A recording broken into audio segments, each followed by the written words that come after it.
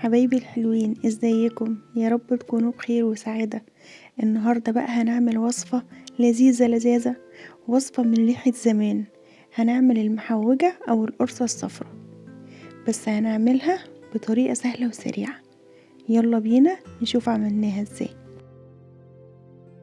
في البداية هنحتاج نص كيلو دقيق، هنضيف عليه كوب الا ربع سكر بودر او اي سكر ناعم متوفر عندكم، و3 معالق كبار جوز هند، ونص كوب تحويجة ودي بتيجي من عند العطار، ومعلقة كبيرة بيكنج باودر، وربع معلقة صغيرة ملح. نقلبهم بقى سوا مع بعض كويس، ونضيف 3 معالق كبار سمسم محمص، ومعلقة كبيرة حبة البركة، وننزل عليهم بكوب الا ربع زيت، ونص كوب سمنة بلدي او اي نوع سمنة بتستخدموه، ويكونوا سخنين جدا. نقلب بقى بمعلقة لحد ما نقدر نتحمل درجة الحرارة. نبدأ نبس بإيدينا لحد ما كل الدقيق يختفي معانا.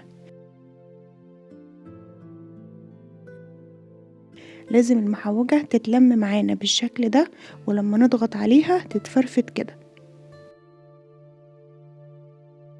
ننزل بقى بربع كوب عسل اسود ونبسهم مع بعض كويس.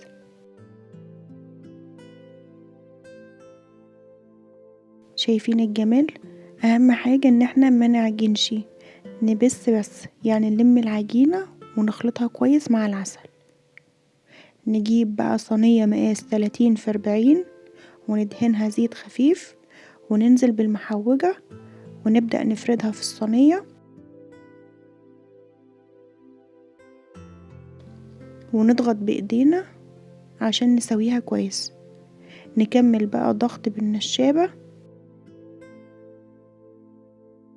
اهم حاجة ان احنا نضغط كويس عشان ما يكونش فيه اي تشققات في المحوجة. نخلص بقى ونجيب بندق او اي نوع مكسرات متوفرة عندكم، ونوزعها على المحوجة بالشكل ده. ودي خطوة اختياري، يعني ممكن ما نعملهاش. نضغط بقى بالنشابة عشان نثبت كل البندق معانا، وبسكينة ونبدأ نقطع المحوجة بالشكل ده.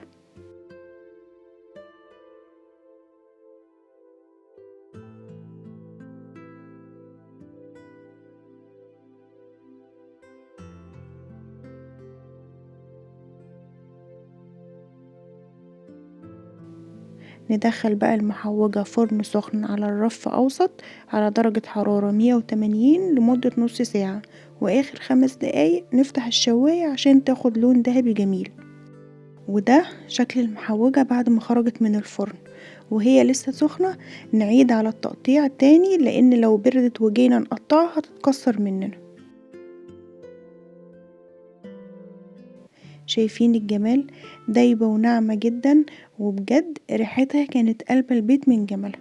ولا الطعم لذيذ وطعم طعامة، لازم تجربوها بجد. يا سلام عليها بقى جنب كوباية شاي باللبن، تحفة. أتمنى الوصفة تكون عجبتكم، ومستنية تطبيقاتكم وتعليقاتكم الجميلة، وبألف هنا وشفا مقدما على قلوبكم.